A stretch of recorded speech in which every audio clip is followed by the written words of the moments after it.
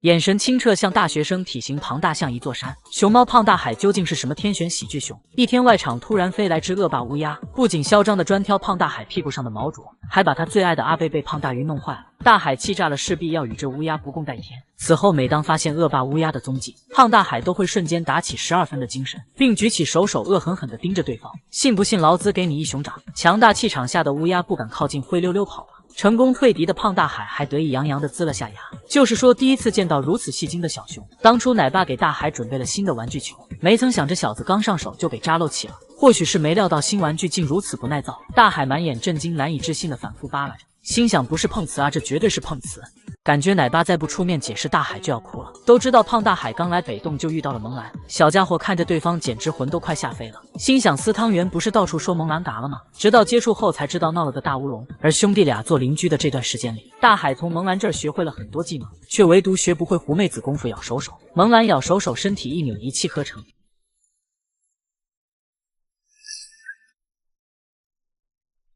而胖大海却像手和嘴刚认识似的，第一步摇手，第二步扭动身体，怎么晃不起来啊？再试一次，摇手晃。萌兰，你出来！果然狐妹子这事也是要天分的。其实胖大海从小就特别戏精，因为和其他小熊相比，他又红又胖，为了合群，只能努力让自己看上去娇小。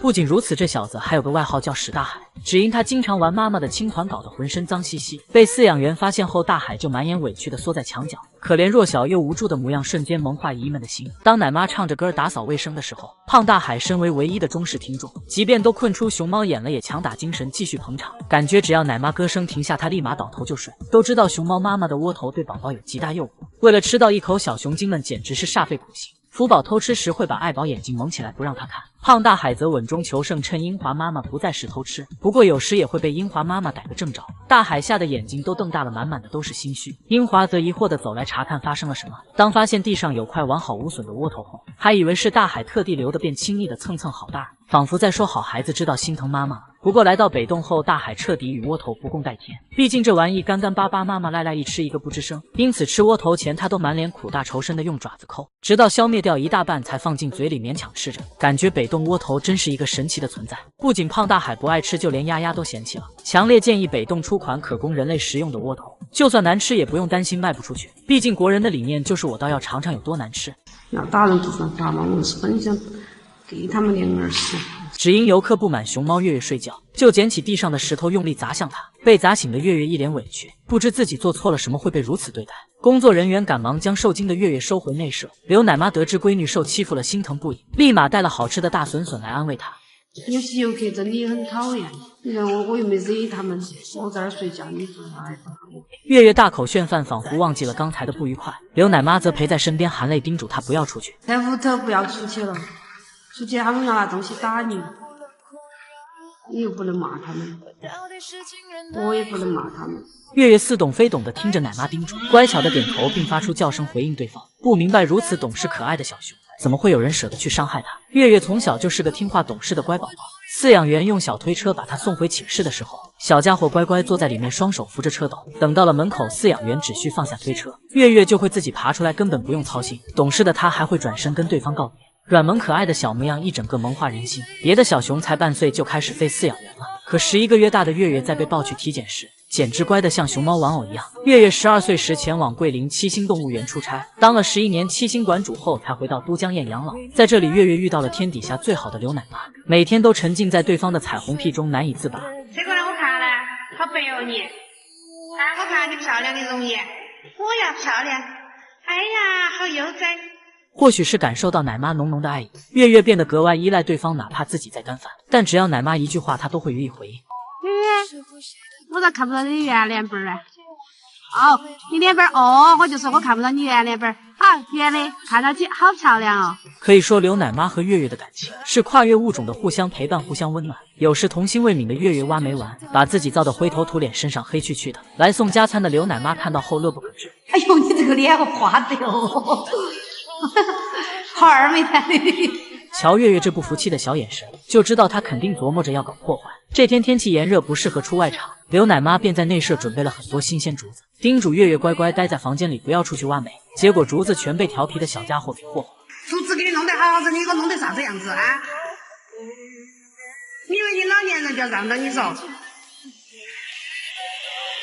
被奶妈批评的月月依旧满脸不服气，而这场一人一熊间的唇枪舌战，最终是月月更胜一筹，刘奶妈落败。只可惜母女俩的幸福时光很快结束。月月在23年去往潘达星，享年30岁，只希望潘达星没有病痛和不良游客，熊熊们都能快快乐乐的生活下去。看到蒙兰顶着高温坚持营业，才明白他懂事的有多让人心疼。这几天北洞气温达到了38度，其他小熊只是刚从洞口钻出来，就被扑面而来的热浪吓得立马缩回去。可蒙兰为了不让远道而来的游客失望，愣是穿着一身貂顶着高温不肯回去，晃动的脚丫仿佛在说姨姨们不用担心，直到热得实在受不了才回去吹空调。而饲养员也心疼蒙兰辛苦了一上午，便在他炫饭时开启了喷雾降温模式。幺妹儿坐在竹海里不紧不慢地吃竹子，时不时停下手里的动作配合游客拍照。不得不感叹蒙兰真的是熊猫圈最暖心懂事的天使小熊，从不抱怨自己被困在这一方小天地里，反倒用温暖治愈的性格感染每个人。面对和自己朝夕相处的季奶爸，蒙兰总是踏着欢快的步伐奔向他，像个孩子似的抬起下巴要奶爸摸摸。父子俩的甜蜜互动让人倍感温馨。当奶妈在隔壁院子打扫卫生时，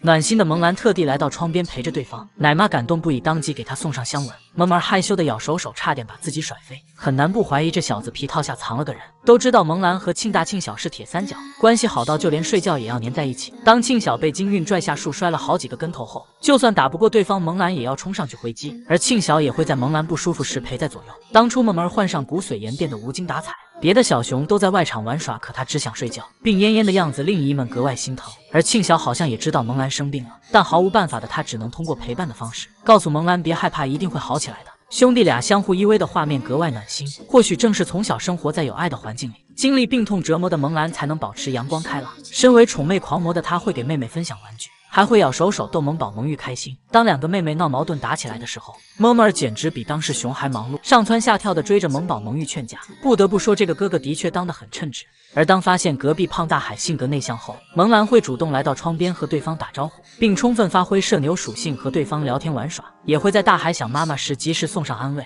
在他的带动下，大海逐渐适应了新家，凭借边基龙成为北洞熊猫里的扛把子。只能说像萌兰这种懂事暖心的小熊，难怪能被这么多粉丝喜爱。熊猫福宝真的要离开最爱的爷爷了。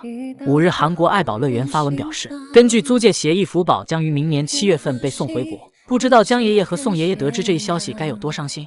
要知道，2位爷爷可是把全部的爱都给了福宝。有次福宝玩耍时不小心被院里的木桩绊倒，江爷爷得知后担心大孙女会再次摔跤，立马拿锯子把木桩上的凸起全部锯平。感受到江爷爷用心良苦的福宝，躺在木桩旁开心的翘起2郎腿，一脸骄傲的似乎在告诉所有人，我有天底下最好的爷爷。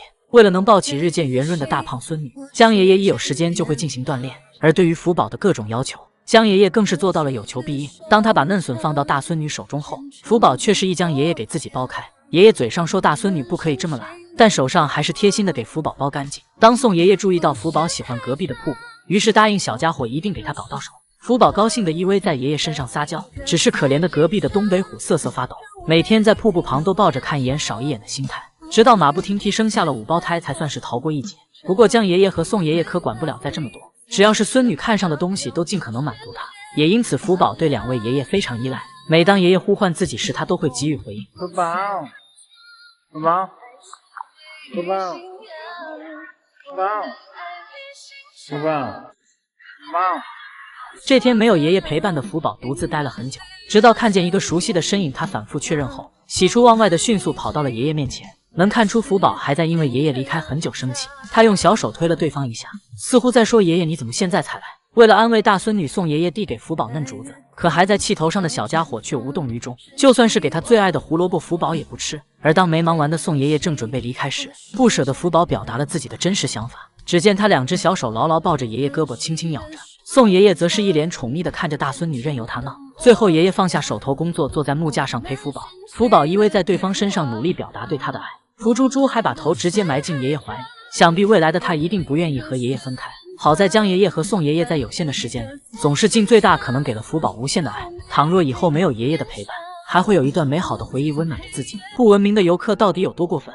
这天，花花正躺在木架上睡觉，谁料一不良游客竟拿食物砸到他身上。醒来的花花好奇地试探着奇怪食物，围观的游客看到这一幕，纷纷喊话花花不要乱吃东西。可充满好奇的小家伙并没有听粉丝劝阻，直接用嘴叼起食物就准备吃。不过好在花花是低着头，在刚要嚼的时候果果掉了出来。而听到游客们的反应，意识到不对劲的谭爷爷及时赶了过来。一向黏着爷爷的花花看到对方后，也全然忘记了刚才掉下的东西。谭爷爷拿着小苹果和窝窝头把花花引开后，立马捡走了不良游客丢的水果，这才没造成意外发生。然而花花的弟弟和叶可就没那么幸运了。原来在花花被不良游客砸醒之前，小叶子就注意到对方丢给姐姐的水果。睡在高处木架上的他立马下来，顺着游客扔的方向寻找。一向大大咧咧的小叶子走到睡着的花花身边后，蹑手蹑脚，生怕打扰到姐姐休息。只见荷叶四处搜寻花花的周围，凭借灵敏的嗅觉，在地上找到不良游客丢的一颗水果。他试探性的闻了闻，确定没有异常的味道后，小叶子就直接用嘴叼了起来。粉丝看到这一幕真的是急坏了，不停的喊话小叶子把东西吐出来。可好奇的他还是大快朵颐把水果吃了。眼看吃完的荷叶还在继续搜寻吃的，游客们心急如焚，马上告知工作人员。最后谭爷爷出马，在门口大声呼喊姐弟俩。好在小叶子非常听话，立马起身去找爷爷，而被叫醒的花花则是后知后觉，所以才会搜寻这地上的陌生食物。要知道大熊猫的饮食有严格要求，基地也随处可见禁止投喂的标志，但还是有游客无视规定擅自投喂大熊猫。像这种不良游客，基地应该制定黑名单制度，这也是对我们国宝健康的一种负责任。究竟是人性的泯灭，还是道德的沦丧，让这么小的熊猫宝宝就跟妈妈出来讨生活？谁料网友还没搞清楚状况时，下一秒母子俩就双双破功。眼前这对让人哭笑不得的母子俩正是祈福和福顺。为了要到盆盆奶，大阿福竟带着孩子一起卖惨。怎么说咱福顺也是有头有脸的熊熊。16年国庆节前夕，基地熊猫宝宝集体亮相时，小福顺一个倒栽葱直接脸朝下掉下来，而这张照片直接入选了美国《时代周刊》。福顺也因此一摔成名，成为国际顺，并且他还因长相帅气、气质优郁被称作熊猫界梁朝伟。可无论福顺在国际上名气有多大，回到家还是要被亲妈大阿福压制。福顺从小接受的就是军事化训练，经常熊在地上坐，妈从天上来。每次福顺安安静静的坐在某个地方，祈福就一定会出现，然后抱着他来个过肩摔。不过小福顺也特别调皮捣蛋，他经常趁老妈不注意偷偷带妹妹出去玩。然而每次福来想爬上木架时，抢占先机的他就会千方百计阻止妹妹上来，有时小福顺还会故意把妹妹推倒。兄妹俩极限拉扯一番后，福来迟迟没有占到上风，最后气鼓鼓的他跑去跟老妈告状，绘声绘色描述哥哥是怎么欺负自己的。于是大阿福立马起身来到木架前，有了亲妈撑腰，福来终于心满意足的爬上木架。而等待小福顺的只有一记暗头杀，原来这就是来自亲妈的血脉压制。而经常被妈妈教育的福顺竟产生了阴影，有时会躲到树上不肯下来。奶妈越是安慰他，他越是委屈巴巴。今天多了2个小伙伴，你妈妈不得欺负你了，今天。除此之外，大阿福这个妈妈还有点不靠谱。